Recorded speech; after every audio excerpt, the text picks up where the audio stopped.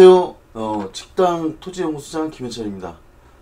제가 머리를 좀 올리라고 해서 머리를 한번 올려봤는데 좀 어색하시더라도 좀 잘 봐주시기 바라고요.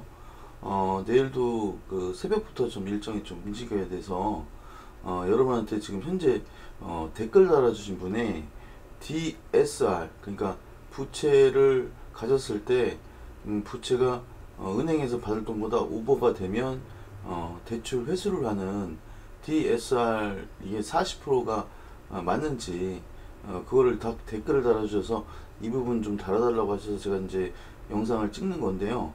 여러분도 알고 계시면 좋을 것 같아서, 현재는 그 비규제 지역과 조정 대상 지역에 두 군데로 나눠져 있는데, 이게 이제 그 충족 요건 조정 대상 지역이라는 게 있습니다.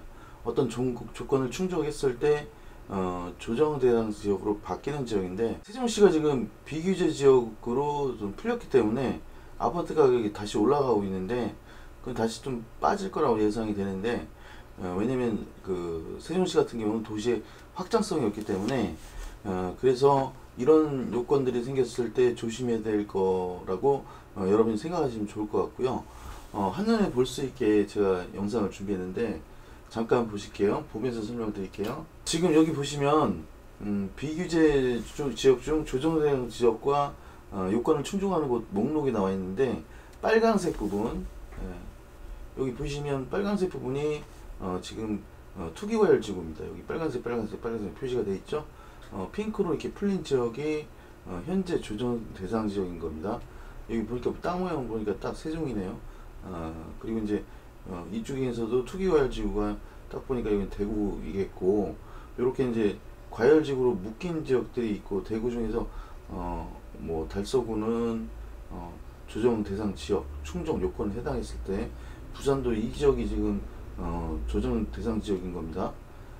그렇게 봤을 때 지금 이쪽에 양주를 포함으로 해서 주변의 수도권은 웬만한 곳은 다 풀려 있습니다. 그러면 뉴스 기사를 한번 볼게요. 파이낸셜 뉴스 기사거든요. 여기 보시면 제가 빨간색 줄을 쳐놨는데, 인천 세종 10억 넘는 주택도 주택담보대출이 가능하다. 비규제 지역이 되면 분양권 전매 제한이 완화된다라는 투기 과열지구로 바뀌었을 때 어떻게 바뀔까? 지금 그 대출, 세금, 청약 모두 완화되는 게 핵심이에요. 지금 먼저 투기과열지구부터 한번 말씀을 드릴게요. 지금 투기과열지구를 보시면 LTV라는 게 있어요. 이제 주택담보 인정 비출, 그러니까 우리가 대출을 받아서 담보대출을 받는 거거든요. 지금 투기과열지구에서는 주택담보 인정 대출이 9억인 아파트는 40%, 9억을 초과하면 20%로 제한이 되고요. 15억을 초과하면 아파트의 대출이 안 나옵니다. 이게 투기과열지구가 이렇다는 거예요. DSLR, 그러니까 부채가 이제 넘어갔을 때 원리금을 상환하는 비율을 얘기를 하는데, 9억을 초과하면 담보대출이 차주로 단위로 적용이 됩니다. 조정대상 지역은 어떨까? 그러면 LTV가 우리가 이제 주택담보를 받을 수 있는 비율이 50%, 9억을 초과분은 30%, 총 부채 상환율 DTI는 50%로 제한이 됐다라고 되어 있는데, 싹 풀릴 때보다 높아졌지만 그래도 조정이 조금 됐다라고 보시면 되고, 비규제 지역에서 그러면 우리가 얼마큼 정도 대출을 받아서 살 수가 있느냐? 70%를 받아서 살 수 있다라는 얘기고요. 총 부채 상환율 비율은 60%로 상향 조정됐기 때문에 대출 한도가 늘어난 겁니다. 취득세, 양도소득세, 종합부동산세 다 줄어듭니다. 여기 1주택자 양도세를 감면받기 위해 조정 대상 지역에서는 2년 보유, 2년 실거주 의무를 충족해야지만, 비규제 지역은 실거주 요건 없이도 땅이든 뭐든 보유하고 있는 것만으로도 양도세, 비과세 혜택을 받을 수가 있는 겁니다. 밑줄을 쳐놨으니까 여러분이 잘 보시고요. 그리고 일시적 2주택자에 대한 얘기도 나와 있는데, 일시적으로 2주택이 처분을 조건도 3년으로 늘어났다고 하는 건데, 이건 조정 대상 지역에서의 얘기고요.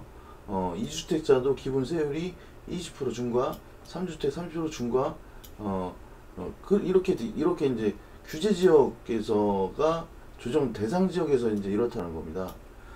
비규제 제한 지역은 어떻게 되어 있을까?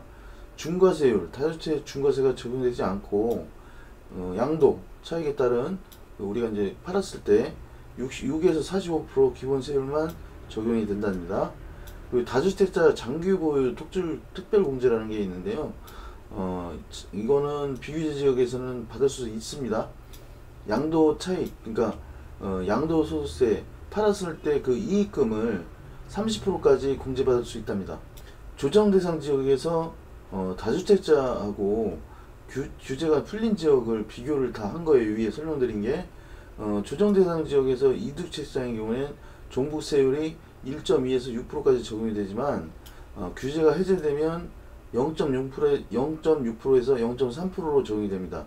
종부세율도 낮아지는 거죠. 또 취득세 또한 규제 지역에서는 2주택 취득 시에 2주택 주택 취득세는 8%가 적용이 되는데 비규제 지역에서는 2주택을 갖고 있어도 하나의 주택처럼 봅니다. 두 개의 아파트를 갖고 있어도 하나의 아파트로 보는 거예요. 세율이 1에서 3%까지 일반 세율이 적용돼 부담이 확 줄어든다는 얘기입니다. 청약도 전매 또 규제가 완화되는데요. 조정 대상 지역에서는 청약 통장 2년 이상 납부해야지 1순위 자격을 주는데 비규제 지역, 요번에 풀린 지역들은 가입 후 6개월만 지나면 됩니다. 또 이제 주택 소유와 관계없이 세대주, 세대원 모두가 청약이 가능해집니다. 그러니까 이제 비규제로 풀린 지역들은 6개월 만에 이제 그 청약 통장을 만들 수가 있는데 세대주를 포함한 모든 세대들이 뭐 와이프가 됐든 아들이 됐든 모두 청약 통장을 만들 수 있다라는 겁니다. 획기적인 거죠. 파이널 뉴스에서 마지막으로 다룬 게 상당히 중요한 부분입니다. 여기가 투기 과열 지구에서는 분양가 상한제로 적용된 주택의 경우 최소 5년, 최대 10년까지 분양권 전매. 그러니까 우리가 분양권이라는 걸 사서 분양권 자체를 갖고 있다가 이걸 갭 투자를 하는 사람들이 있었어요. 근데 비규제를 하고 있는 투기 과열 지구에서는 조정 기간이 3년간 전매가 불가능한데 비규제 지역에서는 전매 기간이 분양 후 계약 직후 6개월 이내에 가능합니다. 중도금 대출 요건도 완화된다는 겁니다. 그러니까 분양권을 사서 6개월이 지나면 다른 분들한테 우리가 피를 붙여서 판다는 표현을 쓰는데 좋은 지역의 아파트를 청약을 받은 다음에 그거를 분양권을 갖고 나서 받은 다음에 그걸 다시 팔 수 있는 권리가 생기는 건데요. 너무나도 엄청난 건데 핵심적인 부분만 좀 설명을 드렸습니다. 여기까지 잘 보시고 그래도 좀 궁금한 점이 있다.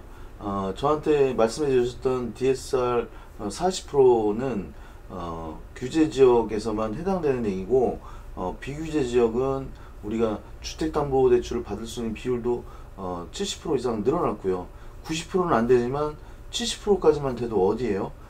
다주택자 핵심 포인트는 다주택자가 주택을 두 개를 보유했을 때 하나로 본다는 거, 그리고 취득세 등 각종 종부세 등 다 하향 조정됐다라는 거.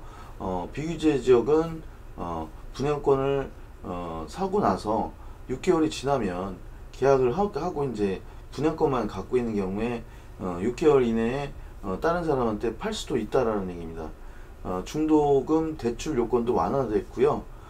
그래서 서울에 있는 그 아파트를 가진 사람들은 금리가 많이 올라가고 있기 때문에 4.5%에서 8%까지 간다는 얘기가 있는데 저희가 이제 기축통화국이 아니기 때문에 미국이 우선권을 갖고 있기 때문에 빠르게 지금 금리가 빠르게 올라가고 있습니다. 그래서 지금 평균을 따져봤더니 4.5%가 상향됐을 때 서울은 한 명당 부자들하고 다 나눠서 n분의 1 한 거예요. 한 명당 4.7억의 빚이 있답니다. 정말 이게 7%까지 올라가면 감당할 수 없을 정도로, 그래서 내년 정도 되면 많이 공실도 많이 날 것 같고 경기는 지금 더욱 어려워지는 상황이거든요. 배추 한 포기가 10,000원 난다는 얘기도 있고, 물가 상승, 그리고 석유값은 내려가서 석유를 싸게 적용을 받는 곳도 있지만 가장 중요한 우리가 살면서 필요한 먹을 것들이 소비자 물가가 올라가면 서민들은 더욱 힘들어지는 거거든요. 네, 지금까지 제가 지금 바뀐 규제 지역과 비규제 지역, 투기과열 지역이 핵심 요약으로 제가 설명을 드렸는데, 보시고 잘 모르겠다 하시는 분은 저 깊이 있게 들어가면 여러분 되게 어려우셔서 텍스트로 읽는 것도 힘든데 더 어렵거든요. 문의 주시면 제가 좀 아는 한에서 또 모르면 알아서라도 알려드릴게요. 여기까지 직당 토지연구소장 김현철이었습니다. 편안한 일요일 저녁 되시고요. 저는 다음 시간에 인사드릴게요. 감사합니다.